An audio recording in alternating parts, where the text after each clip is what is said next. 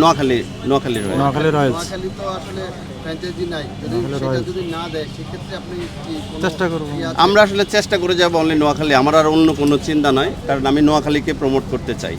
সেই ক্ষেত্রে আপনাদের আর্থিক সচ্ছলতা ওরকম আছে কিনা? কারণ আগেও দেখা গেছে যে প্লেয়ারদের টাকা পয়সা নিয়ে সমস্যা অনেক কিছু ছিল, আপনারা সেরকম গ্যারান্টি দিতে পারবেন কিনা? আচ্ছা, স্পেন্ডের বিষয়ে তো এক্স্যাক্টলি বাজেটের উপর ডিপেন্ড করে, তবে একটা টিম চালাইতে আমি বেসিক যে ইনফরমেশন নিছি, আলহামদুলিল্লাহ আমাদের ওই পর্যায়ে আমাদের ব্যাকআপ প্ল্যান আছে ইনশাআল্লাহ। সেক্ষেত্রে কোনো প্লেয়ার বা কারোর সাথে কথা হয়েছে কিনা যে আপনাদের টিমে এরকম? আমাদের হচ্ছে, অনেকের সাথে হচ্ছে, আমি এখন নাম বলতে চাচ্ছি না, বিকজ হচ্ছে আমাদের কনফার্মেশন ছাড়া আমরা এই মুহূর্তে ধরেন নামটা বলা যাচ্ছে না। কিছু এক্স প্লেয়ার আমি আগেও বলেছি, ওনারা এখন লন্ডনে কোচিংও করায়। হ্যাঁ, এর মধ্যে আরও কারেন্ট যারা প্লেয়ার দু একজনের সাথে আলোচনা হয়েছে, এবং এছাড়া আমার লন্ডনে কিছু বাংলাদেশি হিডেন ট্যালেন্ট আছে, আমি তাদেরকে প্রমোট করার সর্বোচ্চ চেষ্টা করব।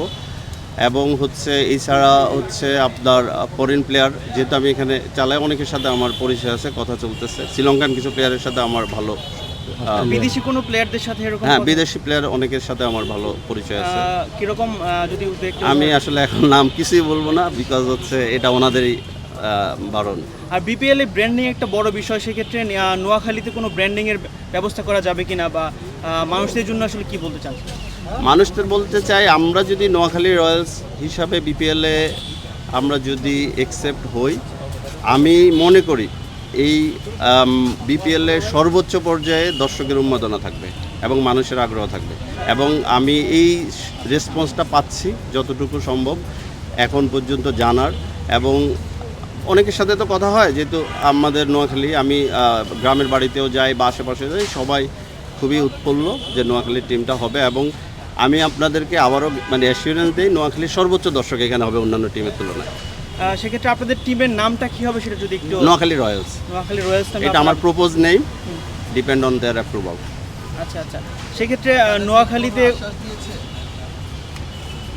আশ্বাসের বিষয় ওনারা তো সরাসরি অফিসিয়ালি এখন বলবে না, যেহেতু আনঅফিসিয়ালি রিসিভ করছে, বিকজ ওনাদের ফাইনাল মিটিংটা হয়নি এই বছরে বিপিএল নিয়ে। বাট আমরা ওনাদের সাথে কথা বলে আশাবাদী। আমি লন্ডনে ডিস্ট্রিক্ট কাপে নোয়াখালীর হয়ে পার্টিসিপেট করি, আমার টিম পার্টিসিপেট করে। তো সেই সূত্র ধরে অনেক দিন থেকে আমাদের ওখানকার ম্যানেজমেন্টের একটা আলোচনা ছিল নোয়াখালীতে কীভাবে বিপিএলে অ্যাটেন্ড করানো যায়।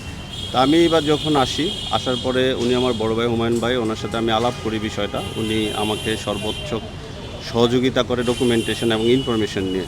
দেন আমি সাহস করি যে এখানে অ্যাপ্লিকেশনটা করার, যে নোয়াখালীকে আমরা এন্ট্রি করতে পারি কিনা।